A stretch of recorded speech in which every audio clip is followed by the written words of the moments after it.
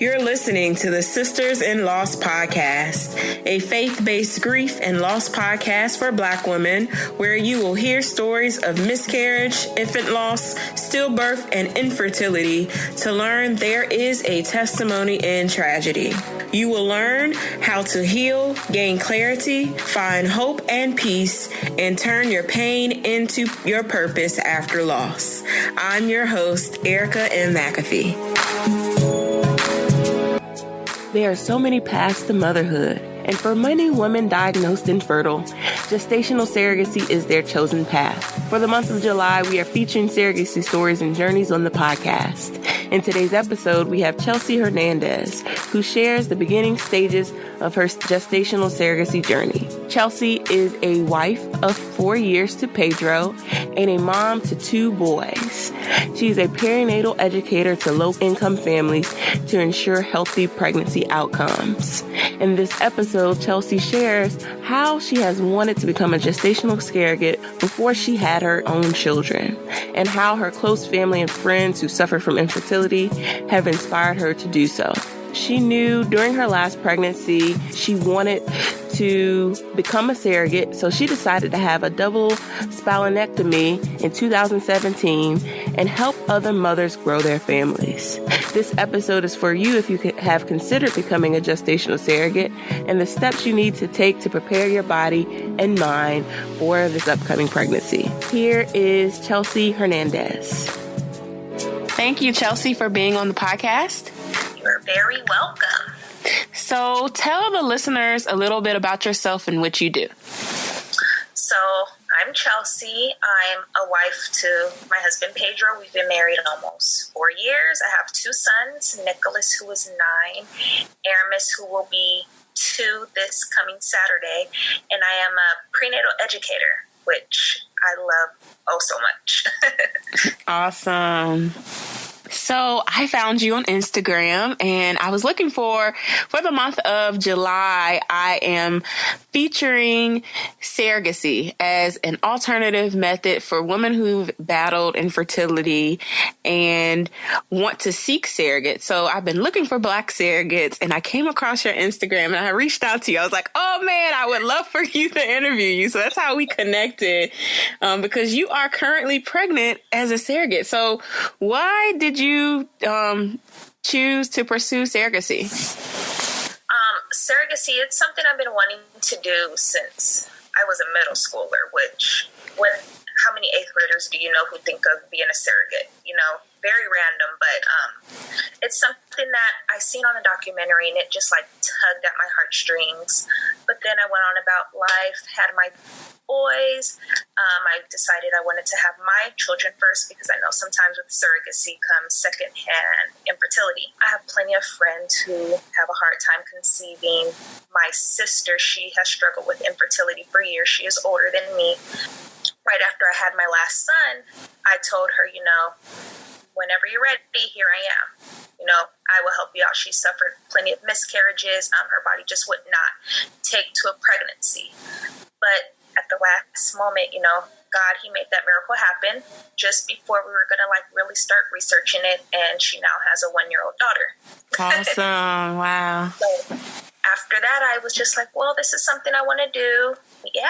And then I did my research, talked to some people, and here I am. Awesome.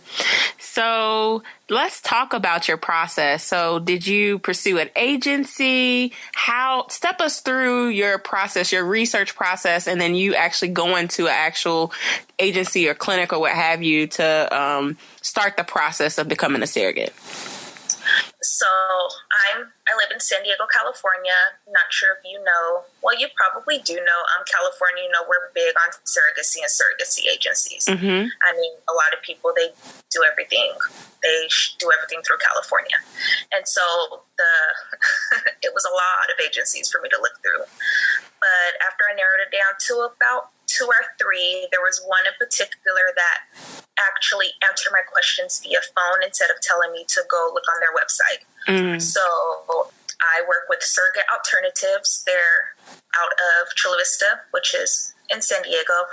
They've been around for 20 years, ran by a surrogate all of the mothers, all of the women that work with the agency, they've either been surrogates or egg donors. And so they just have like a really nice support. They offer a lot of support groups online, support groups once a month inside of their agency. They do retreats twice a year for all of the surrogates in the program. So just that sense of community is what drew me to them. Yeah, just their sense of community. They answered all of my questions, even questions I thought that were weird and random.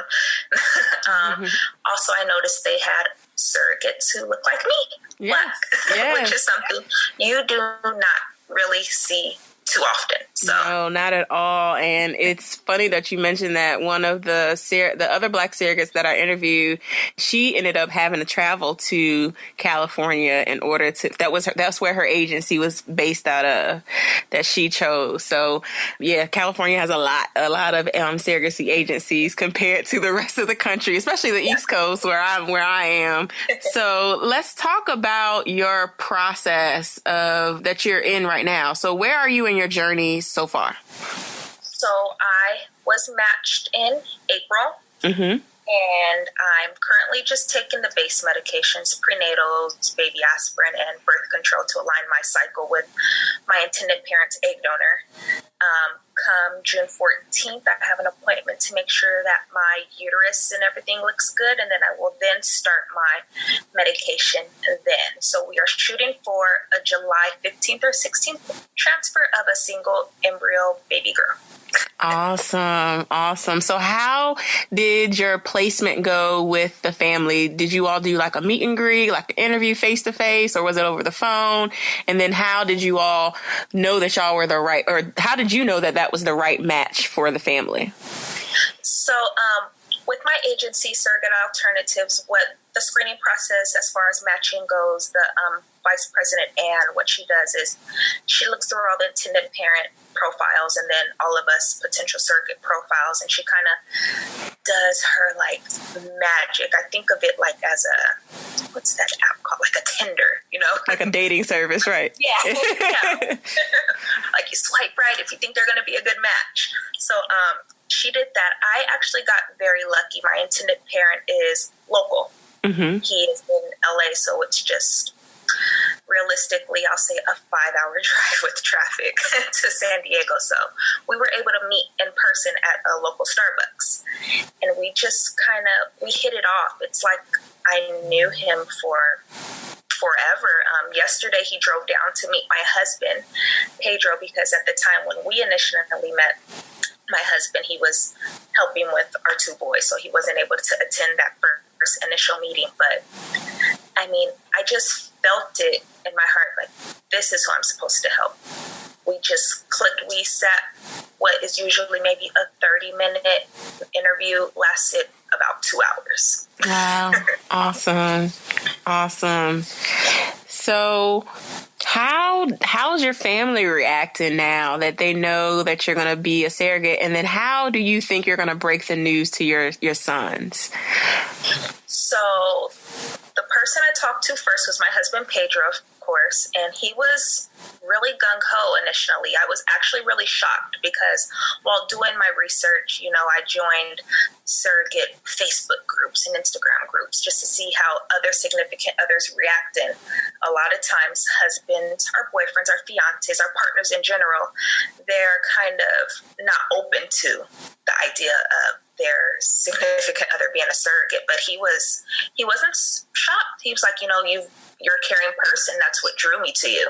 You love to help people. So if you're with it, I'm with it. Just what he says. He's not looking forward to those 12 a.m. 7-Eleven runs to get me Kit Kats like we did with my last pregnancy. As far as my immediate family, they were all supportive. My sister, she was, all for it. My brother and his wife, my sister-in-law, they are so proud of me. They think what I'm doing is extremely selfless. There is no dollar amount that can make me want to, do this. I just want to help people. My 2 boys, when they're not driving me crazy, I love them to death. I mean, give that to those who cannot do it themselves. My mom was a little closed-minded in the beginning, but as she's seen the ball rolling, she was like, okay, I'm all right with it. Are you sure you're not going to want to keep the baby? No, ma'am, I got my tubes removed for a reason. I am done having children. I wanted to make sure I was completely done before I decided to help another family. But everyone has been so supportive. My youngest, Aramis, he really doesn't know. He doesn't understand. He'll be, like I said, he'll be 2. So with him, if all goes well, I'll be delivering around April, May. He'll almost be 3. So we figured, he'll be more aware. So we've already planned to buy books about surrogacy. There's a book about a kangaroo pouch, Instagram name, There Joey My Pouch, that we plan to use for Aramis. Nicholas, he is 9, wise, and just way too aware for his own good. So he just asked me questions. Well, can't you just, go ask someone, hey, you don't want your baby, I'll have it. I would think of, but what really got him to start asking questions is, you're familiar with Blair and Tina Fey. They're doing the whole surrogate thing. So he watched that movie and Mommy, are you going to have to move out and go leave us when you're pregnant? Are they going to have to shoot that big old needle inside you to put the baby inside? Are you going to have to pee so much? All the things in the movie, he was asking me questions, and I'm like, kid, it's just a movie. But he's really, really supportive of it. Just the little things. Are you going to have to, my baby brother, are you always going to want to eat chocolate like with my baby brother? Are you going to make us drive 2 hours for food? Like little things like that. Awesome. So why do you think it's important for Black women in particular, especially if they have the selflessness and the heart that you do and the ones who are finished having children and are still of childbearing age, why do you think it's important for us to be able to give back in this way to other Black women or other individuals who cannot have children on their own? I think it's really important to erase that stigma of what Black people do and do not do. Black people, they don't have water births. Black people, they're not surrogates. That's something that white people do. When realistically, Black people can be a surrogate. Everything is just so hush-hush in our community. Mental health, health issues, not going to the doctor. Everything is just so quiet within the Black community. Just being in my job, working with pregnant women, I know that African Americans, they tend to have higher rates of pregnancy loss, infant mortality, and all of that than other ethnicity groups. And a lot of people do not know that. That's true. It's but true. I think you'd be surprised. Sons, live births, had them at term. They are healthy boys.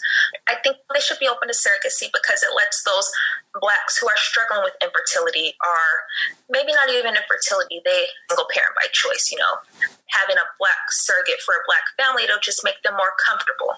In my job, I'll see women want to participate in our program, but they may kind of hold back a little bit because they feel like someone of another race may not get it.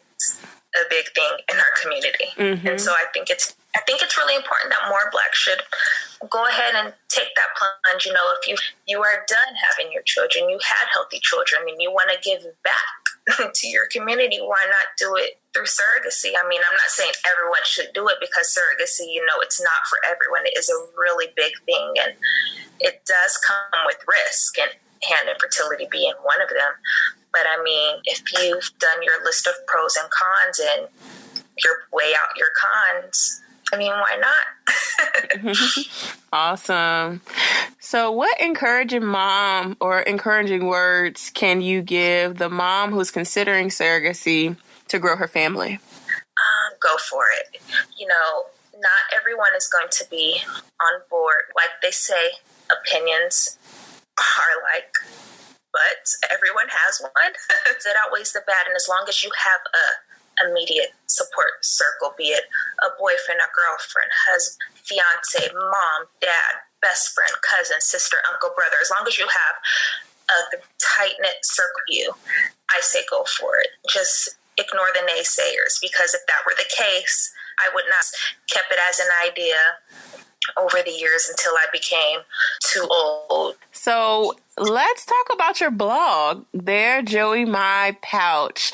So now you're going to be documenting it for us, right? Are you going to be writing weekly about your journey as you actually go through your transfer and all that kind of stuff? Yes. So for now, I do weekly, but then I decided if I did weekly, I may have way too much to talk about or maybe too little to talk about. So I kind of and then just put it out there. This is something that I'm not sure if this is something I may do a second or a third time it goes. And I just wanted something to be able to look back on, just to show like a journal, easier than kind of writing it down and it getting lost, once it's on the internet. And then it's also something I wanted to be able to show my intended parent so that he can see all that, he's not here every day. So he's not knowing the good, the bad, and the ugly. And I do plan to give the good and the bad. I want to let them know. And then, of course, at the end of the day, if he chooses to share with his child that they were conceived with a surrogate, it's something that kid can have as a memory of how they came about. Awesome. So where can we find you on social? And then give us your blog address. So I am on Instagram. You can find me at There Joey.